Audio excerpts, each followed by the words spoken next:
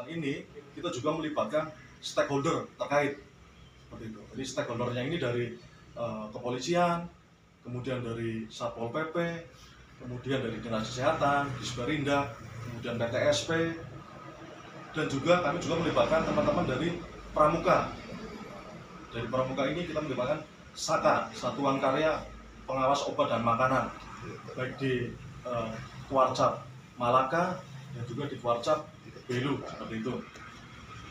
Kemudian juga kami akan sampaikan terkait tadi hasil pengawasan.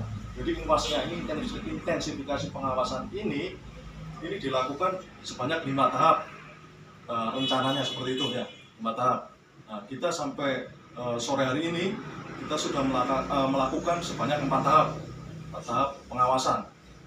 4 tahap pengawasan, dan di dalam pengawasan ini kami masih menemukan beberapa sarana distribusi pangan olahan yang tidak memenuhi ketentuan seperti itu. Di sini untuk bisa kami sampaikan untuk persentase sarana yang tidak memenuhi ketentuan ini di Kabupaten Malaka itu 43%. 43%. Yang memenuhi ketentuan itu 57%.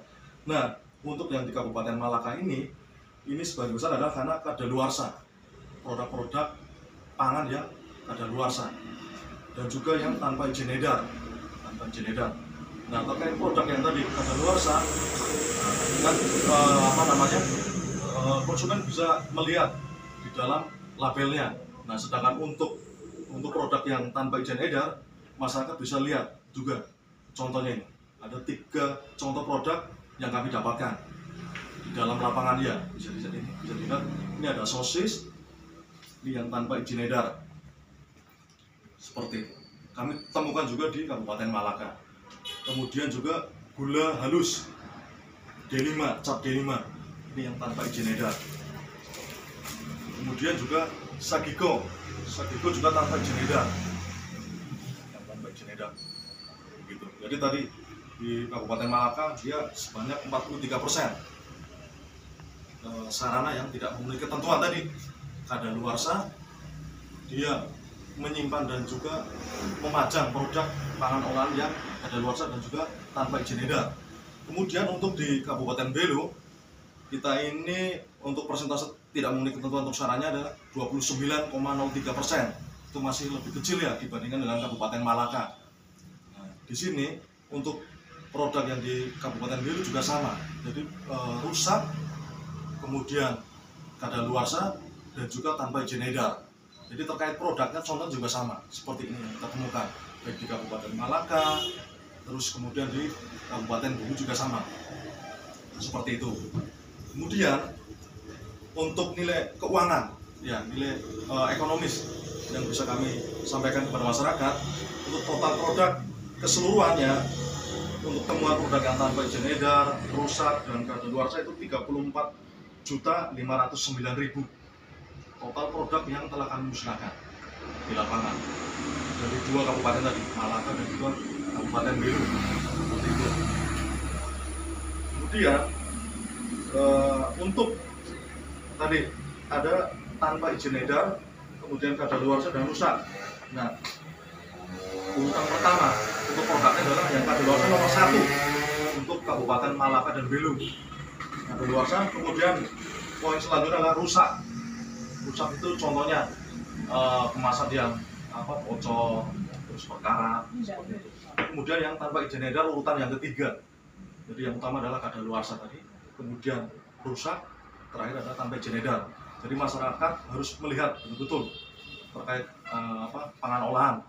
Karena kan ini kan menjelang hari raya, pasti masyarakat Kabupaten Malaka dan Belu pasti berbondong-bondong nih untuk melakukan pembelian, konsumsi menjelang hari raya, baik untuk konsumsi keluarga maupun mungkin sanak saudara yang jauh, seperti itu.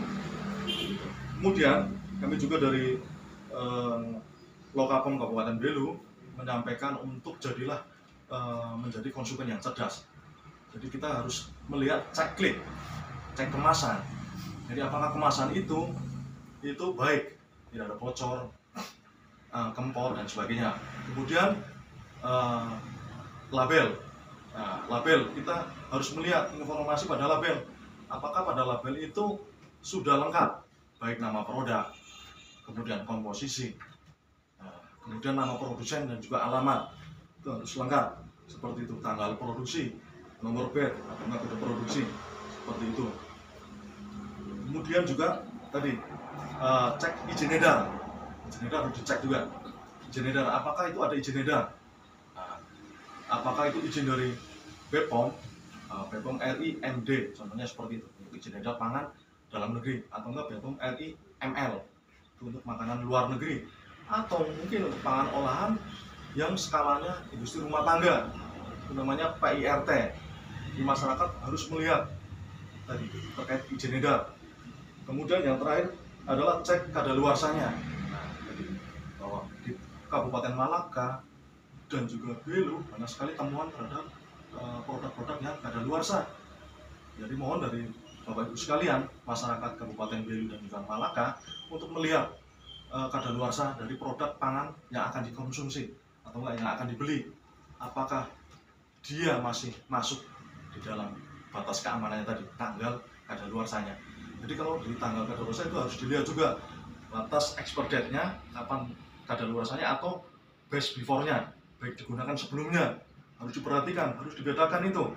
Tanggal kadaluarsa berarti tanggal terakhir yang bisa dikonsumsi, bahwa produsen itu menjamin pada tanggal itu masih bisa untuk dikonsumsi keamanannya maupun manfaatnya, mutunya, seperti itu. Sedangkan best before itu baik digunakan sebelum. Kalau misalkan best before Desember 2023, maka terakhir adalah bulan November, seperti itu. Kemudian kami juga menyampaikan juga kepada masyarakat Kabupaten Malaka dan juga Belu, kami dari petugas Lokapom di Kabupaten Belu menolak segala bentuk gratifikasi ya, pemberian menjelang hari raya atau saat hari raya, dan kedepannya juga kami menolak dalam bentuk apapun gratifikasi, baik dalam bentuk uang seperti itu. Dan jika misalkan di lapangan menemukan petugas kami dari Lokapom Kabupaten Belu meminta gratifikasi uang, imbalan dan sebagainya, bisa mungkin adukan layanan kepada ULPK kami, unit layanan pengaduan konsumen, dengan nomor 081 331 51 0092. Dan jangan lupa juga follow untuk media Facebook kami ya, BPOM Belu, dan juga media Instagram kami BPOM Belu, seperti itu. Kemudian kami juga tak lupa mengucapkan selamat menyongsong Hari Raya Natal tahun 2023 dan juga menyongsong tahun baru 2024. Semoga masyarakat Kabupaten Belu dan Malaka menjadi konsumen yang cerdas di dalam memilih produk pangan untuk konsumsi bagi keluarga dan antitolan. Seperti itu. Ini yang bisa saya sampaikan untuk saat ini. Sekian ya, dan terima kasih. Mungkin kalau ada pertanyaan dari teman-teman media, mungkin kita minta jumlah dari temuan itu. Siap. Berapa gula halusnya, berapa sagikonya, berapa. Oke. Ya. Jadi kalau dari hitungan kami Total untuk, aja, Pak. siap, untuk TIE-nya ini total sampai dengan kemarin ini ada item 8 dengan jumlah 256 ya, 256 pieces dengan nilai total 5.278.000. Itu per tanggal kemarin sebenarnya, tanggal 18 itu kemarin. Kemudian untuk ini ya, untuk ininya TIE-nya ada 8 item dengan jumlah 256 pieces, seperti itu. Yang berikut kaitan dengan tempat-tempat yang mengedarkan produk tanpa izin edar ini, apakah ada semacam sanksi atau yang diberikan? Siap, ini dari mana? RRI. RRI ya, siap, dari RRI mungkin saya bisa sampaikan juga terkait tadi. Jadi kita di Badan POM kita ada protokol tindak lanjutnya ya. Untuk produk-produk yang tanpa izin edar, kita sanksinya adalah pembinaan, adalah pemusnahan terhadap produknya. Kita musnahkan. Seperti itu. Dan pemusnahan itu, selain pemusnahan kita juga membuat surat pernyataan untuk stakeholder tersebut, untuk pelaku usaha yang melakukan itu, supaya nanti di lain kesempatan tidak mengulangi lagi, seperti itu. Dan juga kita memberikan tindak lanjut surat peringatan dan juga surat peringatan keras. Jadi berjenjang seperti itu. Ya. Bang, yang berikut sekarang ini kan muncul banyak penjual kue kering Ya, gitu. kering, siap. Itu kan kita belum tahu, jangan sampai dari Lebaran kemarin masih sampai hari ini dijual kembali, kan bisa saja terjadi. Apakah ada pemantauan itu? Siap, ya. Jadi itu fungsinya kami hari ini dan juga yang sebelum-sebelumnya kita libatkan juga teman-teman dari stakeholder ya. Jadi terkait itu kan pangan olahan untuk skala industri rumah tangga. Industri rumah tangga itu untuk resikonya risiko rendah. Jadi itu yang mengeluarkan izin adalah dari bupati atau dari wali kota, dan mengawasi adalah dari dinas kesehatan dan juga dari PTSP yang mengeluarkan izin seperti itu. Sehingga kemarin kami juga melibatkan dari teman-teman PTSP dan juga dari dinas kesehatan. Sehingga kalau misalkan nanti kalau misalkan kita temukan di lapangan ternyata ada produk yang kue-kue itu yang tidak ada izinnya untuk PIRT, pangan industri rumah tangga, kita akan sosialisasikan supaya UMKM yang ada di Kabupaten Malaka dan juga Belu mendapatkan izin. Karena untuk kue-kue ini skalanya adalah industri rumah tangga, yang mengeluarkan adalah dari PTSP dan juga dinas kesehatan. Seperti itu sih. Mungkin satu lagi, ini kan dinas Kementerian Agama itu salah satu program yang mereka jalankan itu UMKM itu untuk ini sertifikat halal Ya. sertifikat. Mungkin apakah hal ini didengarkan dengan Balai POM itu seperti apa?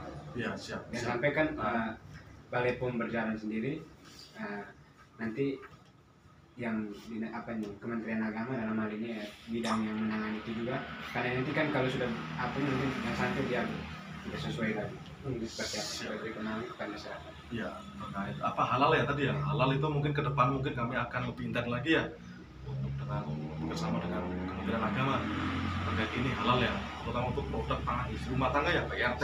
Ya, kami dari Lokapom di Kabupaten Belu siap membantu dan juga bekerja sama dengan stakeholder yang lain terkait itu.